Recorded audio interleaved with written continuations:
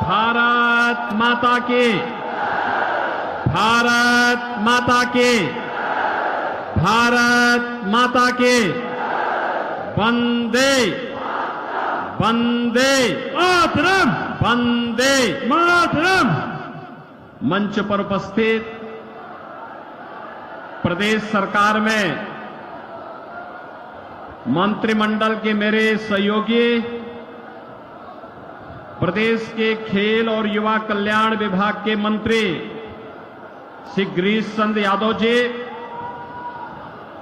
प्रदेश सरकार के ही मंत्री श्री अनिल कुमार जी,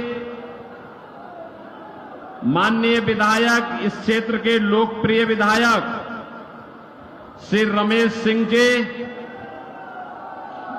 हमारे माननीय विधायकगण श्री रमेश चंद्र मिश्र जी, प्रदेश उपाध्यक्ष और एमएलसी श्री सतपाल सिंह सैनी जी, जिलाध्यक्ष पुष्पराज सिंह जी, जिला प्रभारी अशोक चौरसिया जी, लोकसभा के प्रभारी रामचंद्र मिश्र जी, संयोजक सुनील तिवारी जी, प्रभारी अमरनाथ यादव जी, पूर्व विधायक श्री सुरेंद्र प्रताप सिंह जी और लोकप्रिय प्रत्याशी श्री कृपा Shankar Singh ji, Bharatiya Janata party, Nishad party, Suheldev Rajbhar party, अपना दल और राष्ट्रीय लोक दल के हमारे सभी पदाधिकारीगण और उनके द्वारा, सभी दलों के द्वारा समर्थित जो प्रत्याशी आपके बीच में कृपा शंकर सिंह जी, दो आपके जौनपुर के जाने पहचाने चेहरे हैं। बहनों और भाइयों, बहनों और भाइयों, आज मैं आपके बीच में आया हूं जौनपुर की शाहगंज की धरती पर। मैं सबसे पहले इत्र, इमरती और अपनी ईमानदारी के लिए विख्यात जौनपुर की इस धरा को नमन करता हूं और आपका अभिनंदन भी करता हूं। देखो, हम लोग जब करेंगे अच्छा करेंगे। आपको शाहगंज को हमने ऐसा मोटा विधायक दिया है कि विकास सरकार से भी कराता है और अपनी तरफ से भी विकास कराता है, और ऐसा ही सांसद भी देने जा रहे हैं कृपा शंकर के रूप में।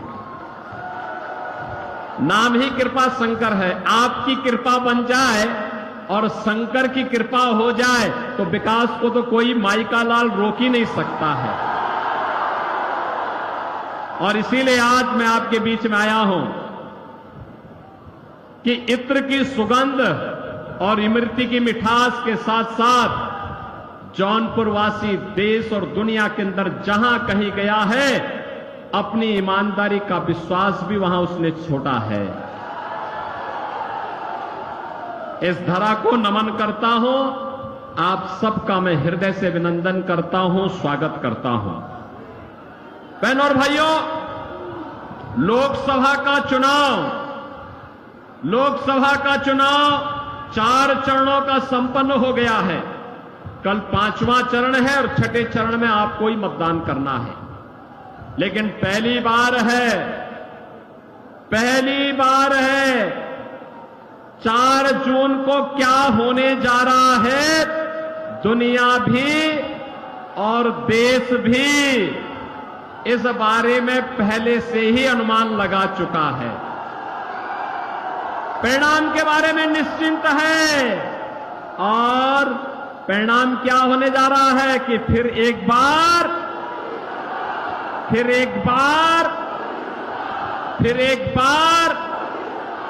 और अब की बार 400 पार की जब आप बात करते हैं तो ये सपा कांग्रेस के लोगों को चक्कर आने लगता है। कहते हैं 400 पार कैसे हो सकता है। हमने कहा इस बार देखना होगा, जरूर होगा। तो जनता जनार्दन ही उन्हें जवाब दे देती है। और जनता जनार्दन क्या कहती है? जो राम को लाए हैं, जो राम को लाए हैं, राम को लाए हैं। बहनों और भाइयों, भारत के इतिहास की सबसे महत्वपूर्ण घटना जो दुनिया के लिए असंभव था, जो कांग्रेस के लिए असंभव था, जो समाजवादी पार्टी के लिए असंभव था, मोदी जी ने संभव बनाया। 500 वर्षों का इंतजार समाप्त करवा करके अयोध्या में रामलला को विराजमान करवा दिया। अब मुझे बताओ, आप में से कितने लोग राम भक्त हैं? राम भक्त अपना हाथ खड़ा करो और हाथ नीचे कर लो। आप में से कितने रावण के भक्त हैं? रामद्रोही कितने हैं? कोई है क्या रामद्रोही? कोई भी अपने को रामद्रोही नहीं कहेगा, राम विरोधी नहीं कहेगा। लेकिन बहनों और भाइयों, आज भी रावण समाप्त नहीं हुआ है। कांग्रेस और समाजवादी पार्टी के रूप में उसका चिन्ह आज भी मौजूद है। आप मुझे बताओ, इनके कारनामे तो रावण जैसे ही है। आप सोचो, कांग्रेस ने अपने समय में क्या कहा राम हुए ही नहीं। इनके एक बुद्धिदाता कहते हैं, क्या कहते हैं? कहते राम का मंदिर भारत में नहीं बनना चाहिए। और समाजवादी पार्टी तो उससे भी 2 कदम आगे, राम भक्तों पर तो गोली चलाई थी। और उसके बाद अब इनके महासचिव क्या कहते हैं? कहते राम मंदिर बेकार बना है। अरे भाई, प्रभु राम की कृपा जब तुम पे हो ही नहीं रही है तो तुम तो ऐसा ही कहोगे। और देश कहता है, हो हाई वही जो राम रसी राखा, होगा वही जो रामलला चाहेंगे। और रामलला तो अपने भक्त मोदी को तीसरी बार भारत की सत्ता सौंपने का निर्णय ले चुके हैं। और इसलिए बहनों और भाइयों, ये चुनाव तो राम भक्तों के बीच में और रामद्रोहियों के बीच में है। एक तरफ रामद्रोही है, ये लोग देश के खिलाफ विद्रोह कर रहे हैं। गरीबों के साथ, महिलाओं के साथ, नौजवानों के साथ, किसानों के साथ, व्यापारी के साथ, बेटी के साथ, इन सब के साथ इन्होंने द्रोह किया। इनके हकों पे डकैती डाली। इनके समय में गरीब भूख से मरता था, बेटी और व्यापारी सुरक्षित नहीं थी। देश के अंदर जगह जगह आतंकी वारदातें होती थी। और जब आतंकवाद पर हम इनके खिलाफ बोलते थे कि भाई ये आतंकवाद की समस्या का समाधान करो, तो कहते थे हम क्या करें, लाचार होते थे। कहते थे आतंकवादी तो सीमा पार के हैं। बहनों और भाइयों, आज आतंकवाद समाप्त, देश की सीमाएं सुरक्षित, दुनिया के अंदर भारत का सम्मान बढ़ा है। अब तो पटाखा भी जोर से फट जाए ना तो पाकिस्तान सफाई देता कि भैया मेरा हाथ नहीं है, मुझे माफ करना, मैं इसके पीछे नहीं हूं। भय बिनु होई न प्रीति। ये पाकिस्तान जो आज बोली उसकी बदल गई है, उसे मालूम है ये नया भारत है, मोदी का भारत है। छेड़ता नहीं है, लेकिन कोई छेड़ता है तो उसको छोड़ता भी, घर में घुस करके मारता है, घर में घुस करके। ऐसे ही आप देखो, ये समाजवादी पार्टी के मुखिया क्या क्या बातें करते हैं भैया, आप देख रहे हो ना इनके हाल। यानी राम भक्तों पर गोली चलाते थे, लेकिन आतंकवादियों को, जिन्होंने काशी में संकट मोचन मंदिर पर हमला किया, अयोध्या में राम जन्मभूमि पर आतंकी हमला किया, उन आतंकवादियों के मुकदमों को ये वापस लेते हैं। राम भक्त कल्याण सिंह जी जो प्रदेश के पूर्व मुख्यमंत्री थे, उनकी मृत्यु होती है, संवेदना के एक भी शब्द नहीं। और अभी पूर्वांचल का एक दुर्दांत माफिया मरा था, उसके घर मातम मनाने के लिए चले गए। माफिया और समाजवादी पार्टी का चोली दामन का संबंध है, ये अलग हो ही नहीं सकता है। और इसीलिए हमने भी तय किया है, भगवान राम का प्रणता निस्सरहीन करो मई भुज उठाए प्रण कीन। हमने भी तय किया है उत्तर प्रदेश की धरती से भारत विरोधी रामद्रोही और ये जो माफिया गरीबों का खून चूसते थे, इनको पूरी तरह हटा करके रहेंगे, पूरी तरह समाप्त करके रहेंगे। और इसीलिए आज मैं आया हूं आपसे कहने के लिए, हर राम भक्त भाजपा के पक्ष में है, हर राष्ट्र भक्त भाजपा के पक्ष में है। और बहनों और भाइयों, एक तरफ मोदी जी के द्वारा किया गया काम, highway, railway, airport, IIT, IIM, AIIMS, दुनिया का सबसे अच्छा कैंसर हॉस्पिटल आपके वाराणसी में खुल चुका है। मुंबई अब नहीं जाने की आवश्यकता है। ऐसे ही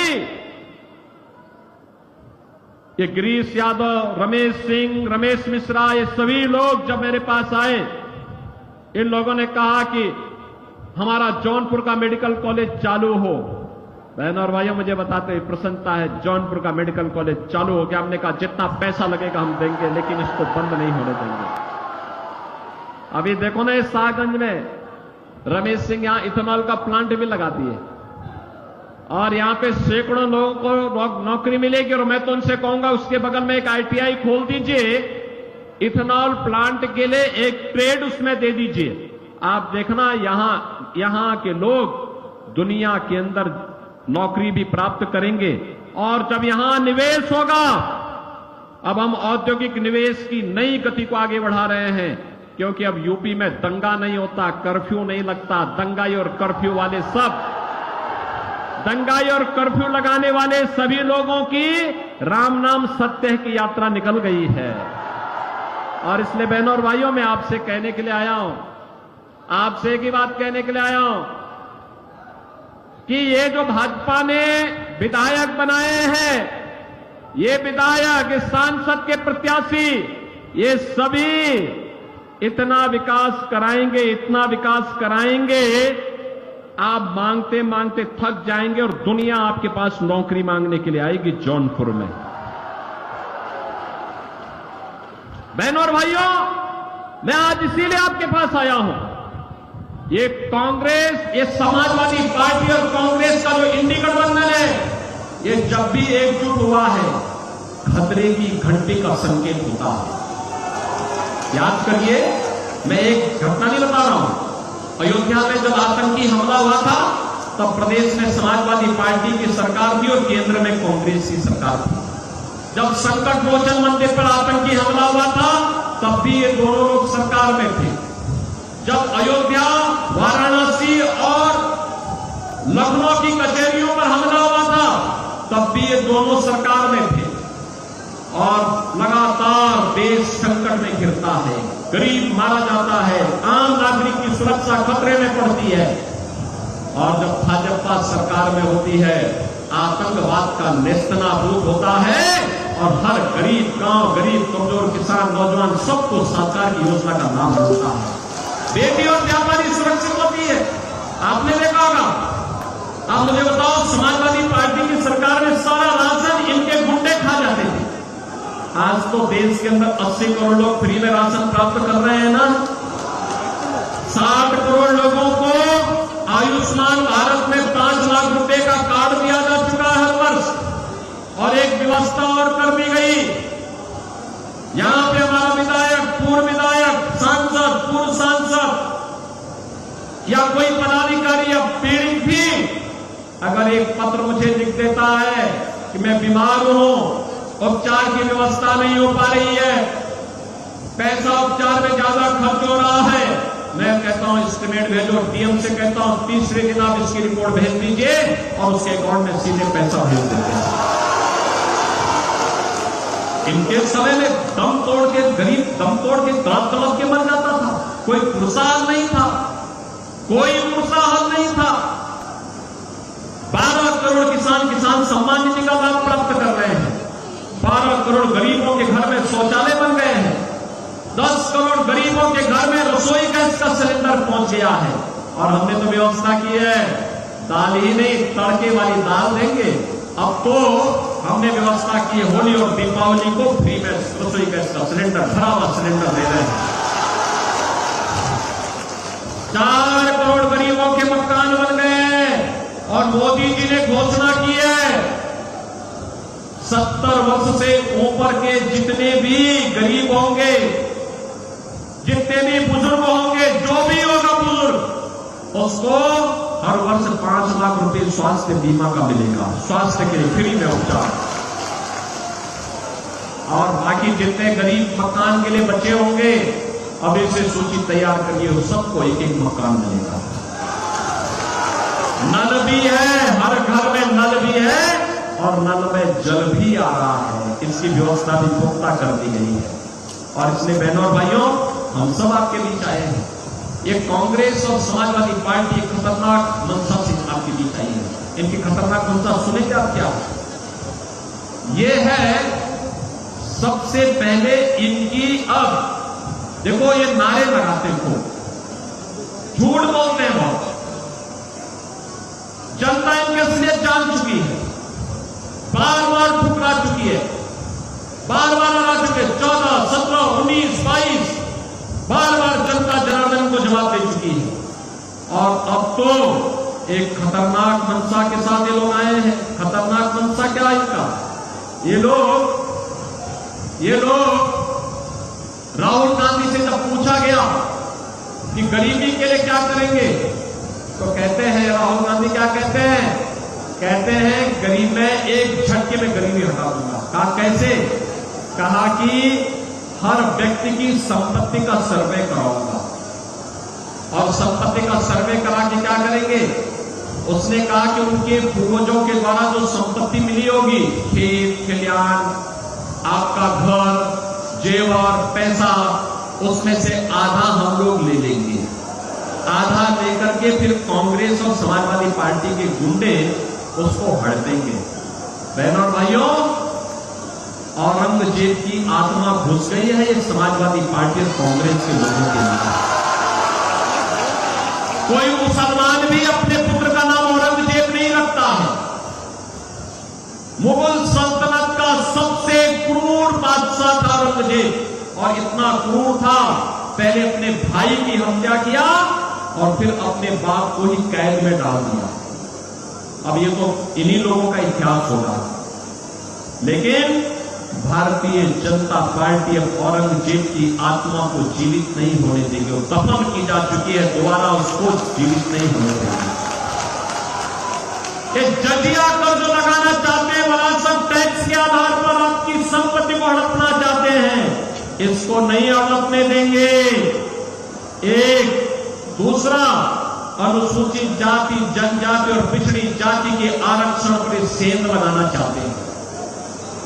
कांग्रेस ने और समाजवादी पार्टी जब इन्हें समर्थन कर रही थी, तब इन्होंने शरारत की थी, भाजपा ने विरोध किया।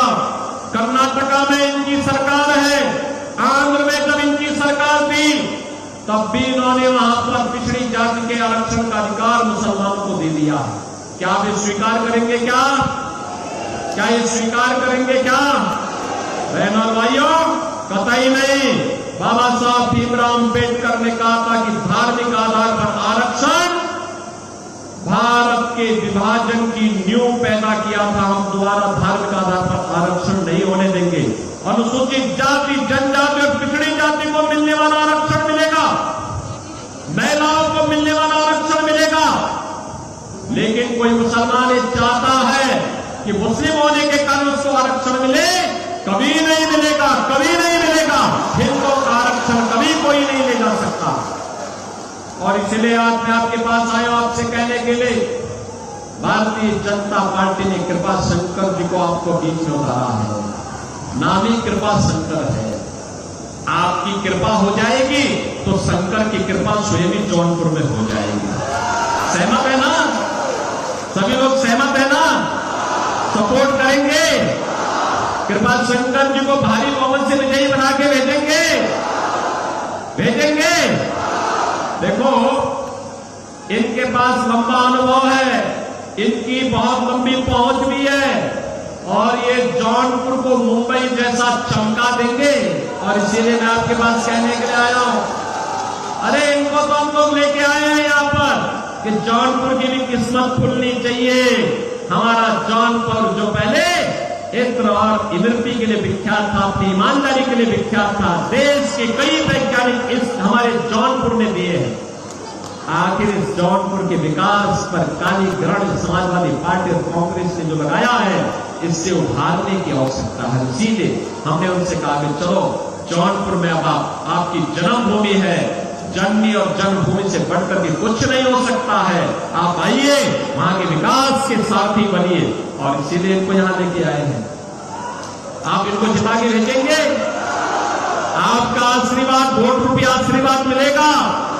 मोदी जी को तीसरा कार्यकाल मिलेगा ना, तो देश की आवाज है कि जो राम को लाए हैं उनको लाएंगे, आप भी लाएंगे यहां से कृपा शंकर को लेके आ जाएंगे ना। कृपा शंकर सिंह जी भारी बहुमत से विजयी बनकर के जाएंगे। दोनों हाथ मिला करके बोलो, जहां तक आवाज जा रही है। गर्मी है भैया, तो गर्मी में कितना होना ही है। दोनों हाथ मिला करके बोलो, दोनों हाथ मिला करके मेरे सामने बोलो, जिताएंगे। कृपा शंकर जी भारी बहुमत से विजयी बनकर के जाएंगे। लेकिन इसके लिए आपको घर घर जाना होगा, कमल खिलाना होगा। सहमत हैं? सभी लोग सहमत हैं? अगर आप सहमत हैं तो फिर मैं भी आपके साथ सहमत हूं।